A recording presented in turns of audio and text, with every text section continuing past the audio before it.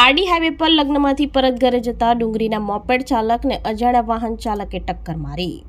પારડીના ડુંગરી ખાતે રહેતા નટવરલાલ રવજીભાઈ માહ્યાવંશી ઉંમર વર્ષ 59 નાઓ લગ્ન પ્રસંગમાં પારડી ખાતે ગયા હતા, જે પરત પોતાના ઘરે જતા સમયે એક્ટિવા મોપેડ નંબર GJ15AP9991 ને પારડી નેશનલ હાઈવે નંબર 48 વિરામ હોટલ પાસે પારડીથી વાપી જતા ટ્રેક ઉપર અજાણ્યા વાહન ચાલક અડફેટે લેતા અકસ્માત સર્જાયો હતો।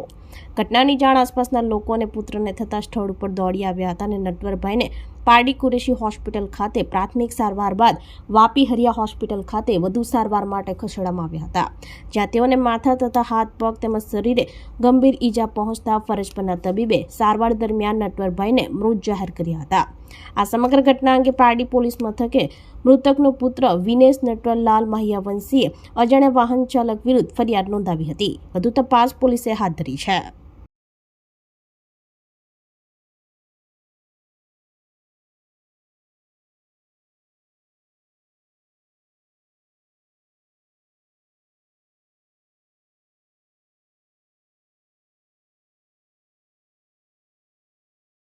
આપણી સંકલ્પ ન્યૂઝ ચેનલને સબસ્ક્રાઇબ અને લાઇક કરો, બેલ આઇકન દબાવો, જેથી આવનાર ન્યૂઝ અપડેટ્સની નોટિફિકેશન આપના મોબાઈલ પર સૌથી પહેલા પહોંચે।